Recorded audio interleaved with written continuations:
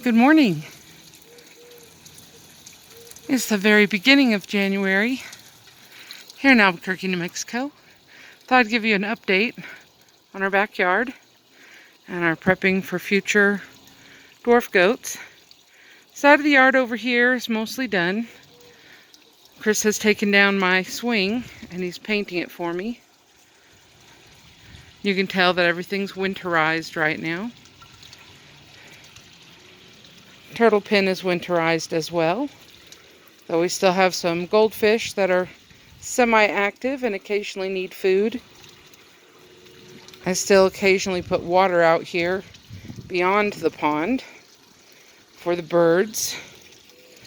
The last windstorm blew down Chris's turtle crossing sign. That's down there in the turtle pen too. We have some great wood here that we just recently picked up. Down at the end you can see some of it split. Our friend Bruce came over and helped split wood with Chris for a while. The fire pit is still on this side too. This side is for the dog and future dwarf goats. See the beginning of our fence post for the internal fencing for the goats. Obviously that wood fence is not stable enough as a boundary for goats, so we're putting in a fence a little bit farther in with still room between our goat fence and our next door neighbor's fence that we can still walk back and forth between there when we need to. So this whole area will be for dwarf goats. This area up here will have the shed for hay, straw, pellet bin, etc. And a lean-to, so the goats get extra shade, but it's partially open. And all through here, I'll show you where I'm sitting.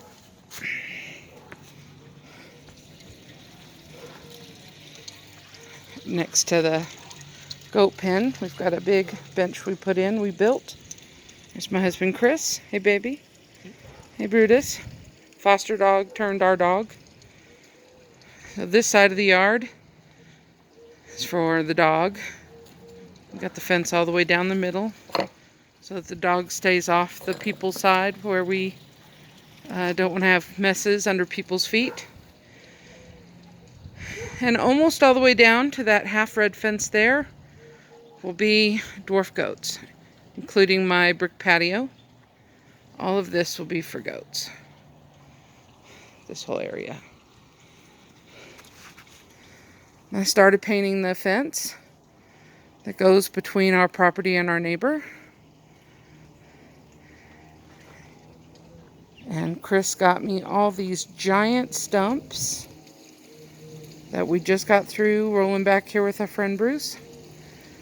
So the grandkids can jump on them, sit on them, play on them.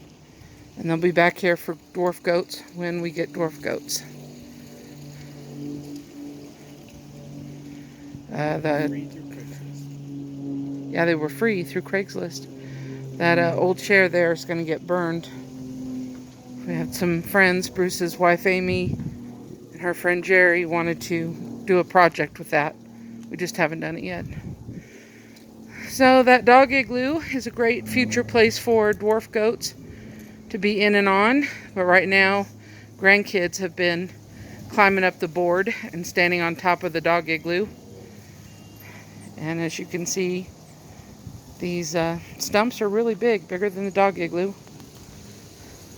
They should have a lot of fun with this. Another makeshift bench for us. And then we'll move the fire pit and the wood to the paradise side, the people side of our yard, when it becomes necessary as we start putting up fencing for the goats. So that's the whole story. Still got work going on back there.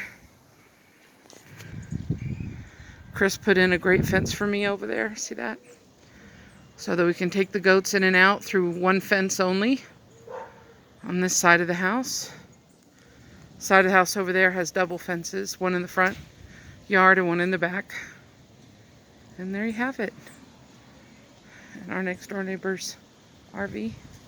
And it's a glorious day. And we'll say bye, honey. Bye. And bye, little Brutus. Because you're a good boy. Yes, you are. You're a good boy. And may you walk with God today. Visit us again later. Stay tuned for goats.